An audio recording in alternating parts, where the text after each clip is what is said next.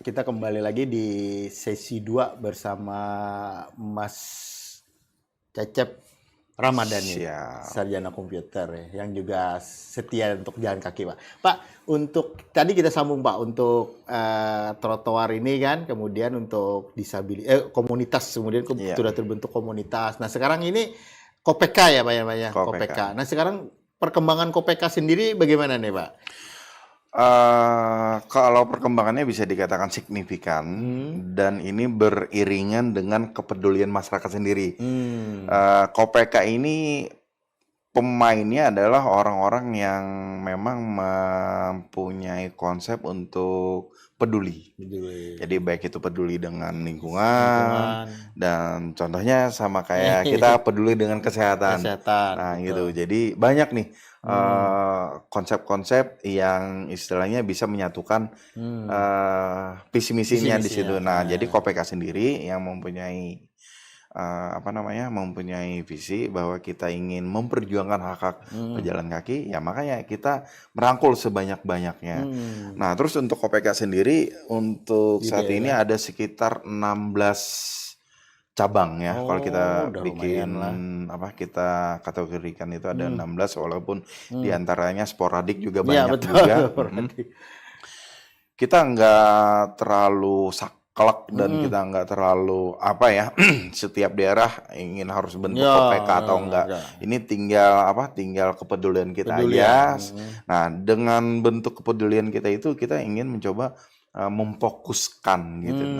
Jadi di antara ribuan para pejalan kaki yang setiap saat berjalan kaki di Kota Banjarmasin ini, kita menginginkan ada visi dan misi yang kita dorong gitu. Nah, kita menjadi sebagai mitra dari pemerintah, mitra dari masyarakatnya sendiri dan sebagainya lah. Siap.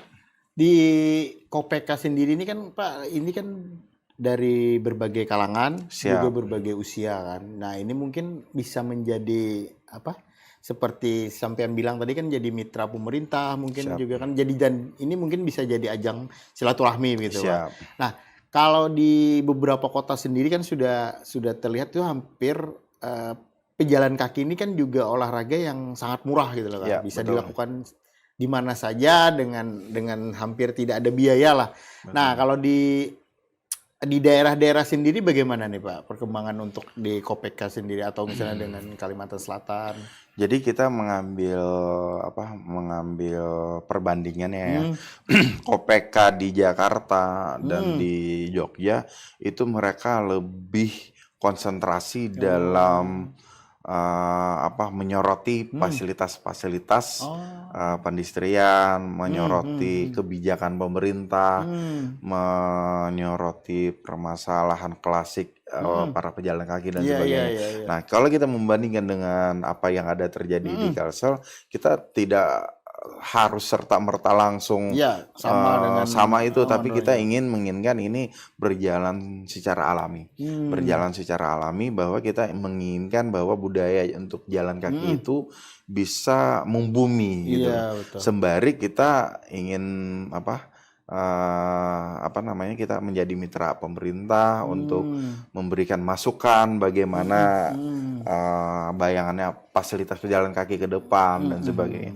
Dan terkait perkembangannya Kopeka sendiri di Kota Banjarmasin udah memang cukup signifikan juga menyoroti permasalahan PKL di atas trotoar, parkir mobil di atas trotoar, dan baru-baru ini kita agak-agak menyoroti juga nih ini mobil plat merah parkir di trotoar. Nah, yang juga sering terjadi kan juga yang kita sayangkan kadang-kadang misalnya Banjarmasin aja kan. Ini kan baru selesai nih. Misalnya anggap aja di daerah Kuripan mungkin kan baru dibikin, dan itu pun pernah dibikin tapi kayaknya tidak sesuai, itu bagaimana kan akhirnya dibongkar kemudian dibikin. Nah, di situ tuh kan kawasan pertokoan. Nah, itu kadang-kadang kan kita juga kadang-kadang melihat kok bisa sayang gitu lah bahwa trotoar yang dibikin ini yang untuk orang jalan itu malah kadang-kadang orang pejalan kaki ini kok diambil lahan mereka untuk jalan kaki. Kadang-kadang kan harus ke tengah gitu lah. Nah, ini hal-hal seperti ini bagaimana nih ke depannya kita kan padahal sudah dikasih halangan di depan kan, cuman kadang-kadang dipaksakan gitu lah. Nah ini bagaimana nih Bang untuk kedepannya lagi, ada masukan nggak kita dari Kopeka Jadi sendiri gini nih? Bang, kita kalau bicara masalah jalan kaki, ini bicara masalah kebiasaan, Ya. bicara masalah pola pikir kita dan sebagainya. Hmm. Ada suatu saat wilayah itu tidak ada, sejak dulu tidak ada trotoar. Ya, tidak ada Nah, trotoar.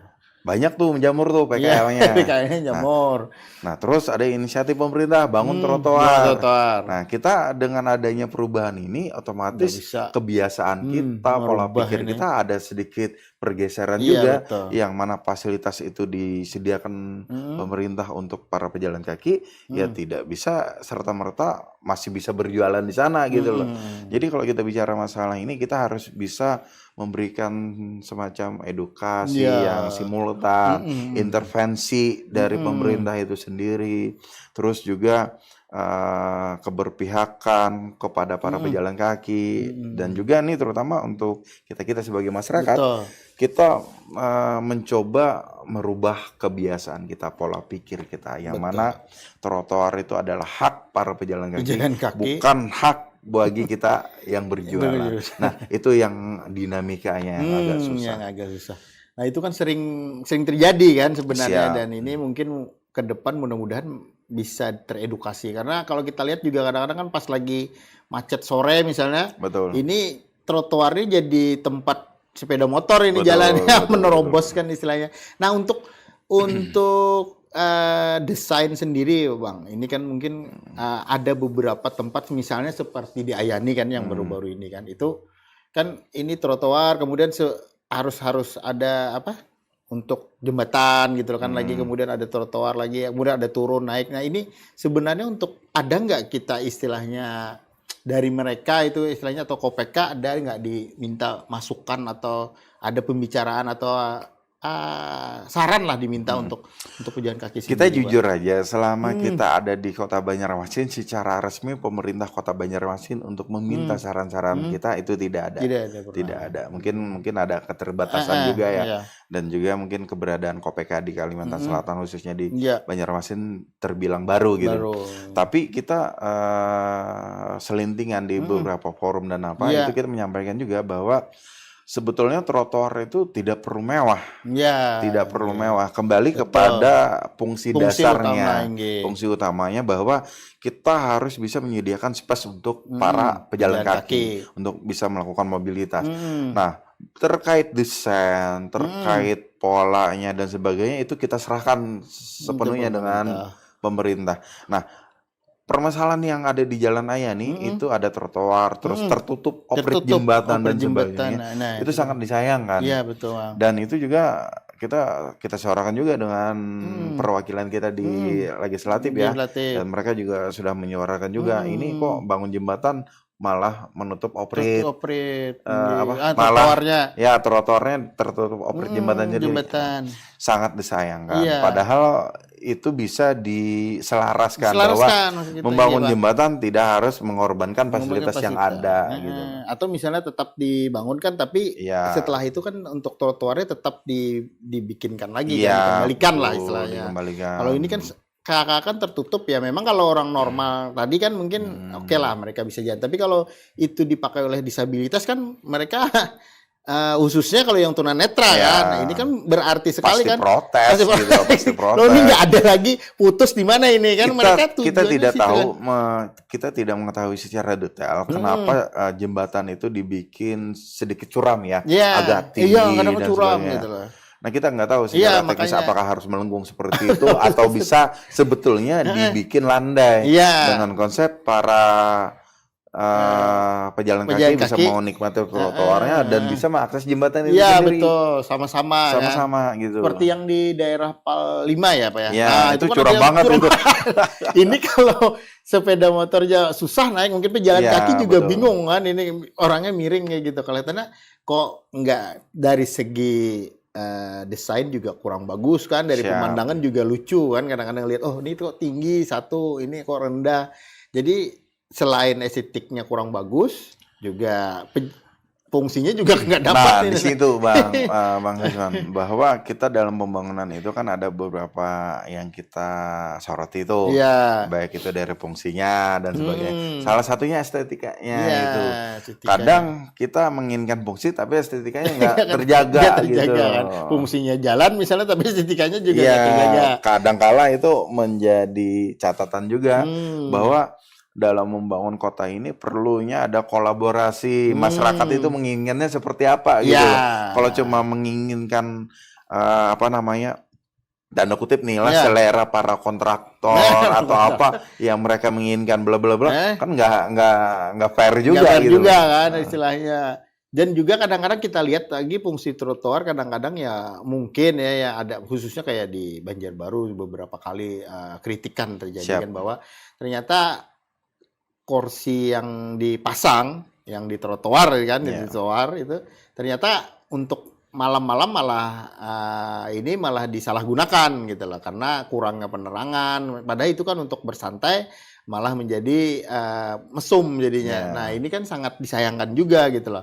Jadi kalaupun misalnya dipakai orang jalan misalnya malam hari kan agak aman, malah orang agak risih jadinya. Nah betul. Ini kan jadi permasalahan sosial lagi gitu loh. Nah Pak, kalau yang untuk kita kembali ke untuk yang KOPK ya Pak ya. Nah ini yang pian lihat tuh mungkin di daerah lain ini yang sudah lumayan bagus nih, dilihat di daerah mana nih Pak? Dan mungkin bisa menjadi contoh atau kita terapkan di sini Pak. Ya kita karena ini terkait dengan pembangunan juga dan pembiayaan dari pemerintahnya itu ya kita tidak jauh-jauh dari kota Jakarta, Jabodetabek, Jogja sudah mulai juga, Bandung juga lumayan bagus. Nah kalau kita menginginkan gambaran umumnya ya ke mereka-mereka gitu lah. Karena mungkin bukan hanya tadi fungsi, mereka sudah estetiknya juga sudah. Iya, estetiknya mengena juga. Jadi kita lihat juga di salah satu titik ya di Bandung, kalau nggak salah itu di Jalan Braga ya. Jalan Braga. Nah itu kan konsepnya trotoar menyatu dengan konsep pembangunan di sana. Jadi orang di trotoar tuh memang betul-betul merasakan bahwa bukan betul-betul hanya untuk jalan kaki, tapi juga jadi Instagramable nih jadinya. Dan satu lagi, kadangkala kalau sudah menikmati kondisi nikmatnya berjalan kaki, itu serasa dunia itu indah gitu loh. Dan kita untuk saat ini Bang Risman sudah mempunyai salah satunya di daerah Klayan. Bukan di mana, di trotoar di Kota Lama. Oh iya, yang baru. Yang baru. Tapi kita menginginkan ayolah, bukan di tempat yang harus semuanya merata. Yang bisa betul-betul yang mungkin lebih umum dipakai lagi gitu lebih ya umum dipakai. Pak, kalau untuk keamanan sendiri Pak sekarang ini Pak, maksudnya kan trotoarnya tadi selain fungsinya kan untuk disediakan untuk jalan kaki, sekarang ini keamanan untuk pejalan kaki sendiri di trotoar kita ini bagaimana Pak? Kalau bisa dikatakan agak miris. Kenapa dikatakan agak miris, terutama di Kota Banjarmasin ya? Kita konsentrasinya di Banjarmasin, nanti di Banjarbaru juga mungkin sekilas ya. Di Kota Banjarmasin ini akses kita berjalan kaki ini tersendat-sendat. Maksudnya kita menginginkan berjalan kaki di trotoar, kita kebanyakan untuk di Kota Banjarmasin menyeberang lagi gitu. Karena satu titik, kita ambil contoh di kawasan padat kita ya, di daerah jalan Lambung Mangkurat ya, atau di depan Masjid Nur itu. Masjid Nur. Di sana di sana trotoarnya udah minimalis. Akses untuk jalan penyeberangan orangnya sendiri pun sangat-sangat riskan. Jadi kita tidak bisa menutup mata juga bahwa akses pejalan kaki ini banyak keterlibatannya. Mulai dari JPO-nya sendiri, dari traffic light dan sebagainya. Semua. Jadi pembangunan bukan serta-merta untuk di trotoar. Iya betul.